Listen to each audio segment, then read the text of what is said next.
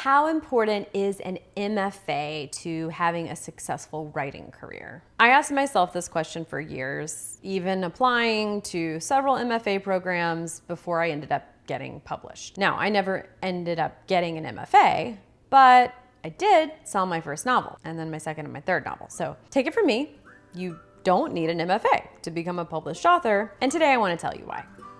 Let's go.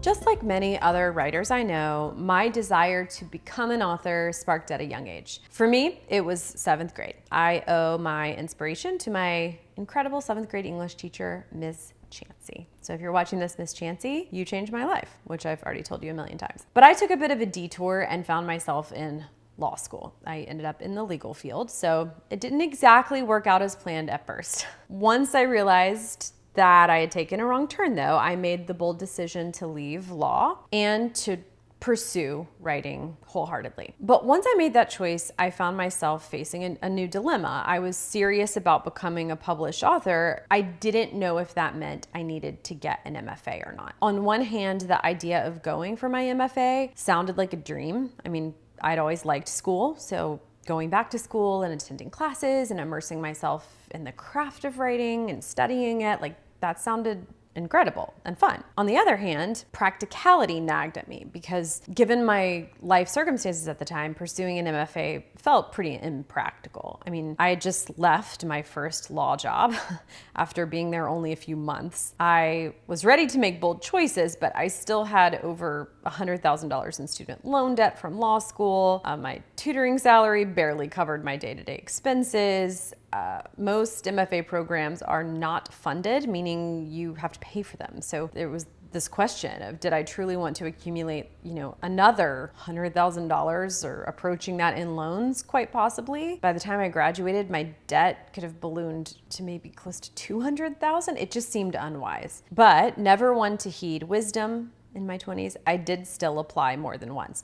And I did receive offers from 2 different MFA programs. Still, ultimately, I didn't go to either. I eventually signed with my literary agent who sold my first book, followed by my next 2 books. All of this is to say, I know from personal experience that an MFA is not required for becoming a published author. But over the years, I've also developed the opinion that it's also not that helpful. And I want to share why. Okay, first reason, kind of goes without saying, but it's quite expensive while also unnecessary if what you want is to have a career as an author. The average cost of an MFA in the United States is currently about $37,000 a year. So at 2 to 3 years, depending on the program, that does come to nearly, if not over $100,000. So it ain't cheap. Meanwhile, of all of my published author friends, about half of them, I would say, have MFAs, and about half of us don't. I also have friends with MFAs who can't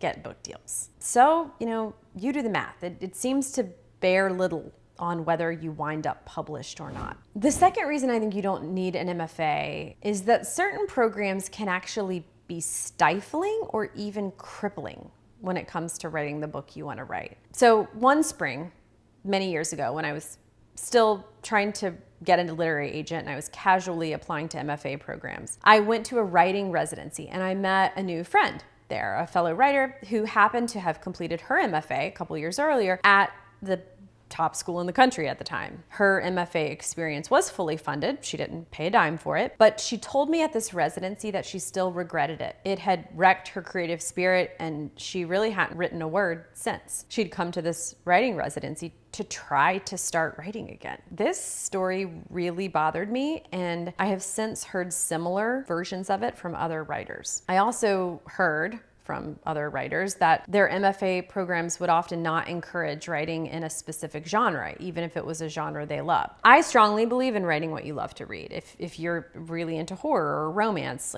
you should write the genre that you love, because that tends to be what you're best at and enjoy most. And they also sell well. But most MFA programs don't really support that. They tend to nudge you toward more highbrow, less commercial styles of writing, which in my view seems to undervalue the importance importance of a good plot. And to me, frankly, this is just kind of classist. I think that any writing that grips you with an amazing plot is just as challenging as any other form of writing, if not more. I think it's equally, if not more impressive than fiction that doesn't rely on plot-driven elements. As a writer myself, I definitely think it's as hard to write plot as anything else, but hey, that's a whole can of worms I can talk about more in other videos. Now, I have one more reason I want to share with you, but real fast before I do, if you are working on a novel, I want to invite you to apply to the Book Incubator. It's the 12-month MFA alternative that I started and that I now run with novelist Rufi Thorpe. You can apply at the link below. It's just 2 questions. It'll take you under 5 minutes. And if you're writing a novel, you'll definitely want to check it out. Now back to the video. And finally, the third reason is that MFA programs typically don't teach you to write a novel. So if that's what you want, don't expect to learn it there. Okay, truth bomb time. No one I know finished their MFA program having written a novel. Several people with MFAs have joined my program to learn how to write a novel after they graduated from their MFA program. As my colleague Harrison says sometimes, there's a reason it's called a Master's of Fine Arts and not a Master's of Writing a Book. The goal of an MFA isn't for you to write a publishable book. It's not to teach you about how to publish a book. It's not even to teach you how to write a book. It's an academic degree to teach you writing in an academic setting for an academic audience. That's very different than writing a book that you hope to be published and sold commercially by traditional publishers. Now, of course, there will be some overlap in the sense that good writing is good writing, I guess. And if you learn how to do it well, then you can apply that skill in a completely different context to writing a commercially viable book. But that's sort of like saying, oh, if you learn how to raise horses, maybe you'll also know a little bit about raising cows. Or if you learn to speak French, you'll find it easier to learn Italian.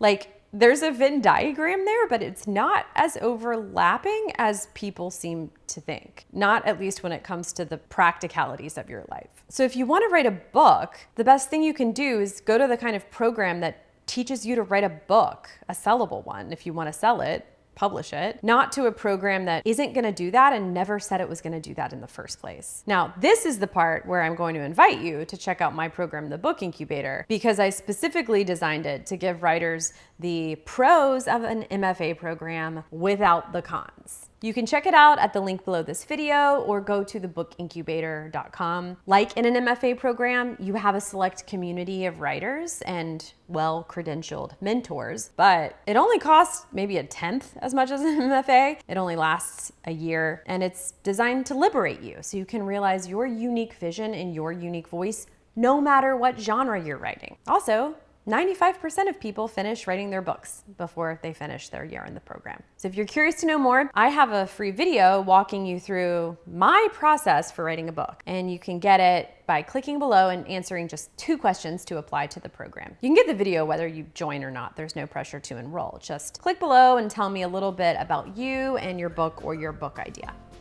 I'm excited to hear from you.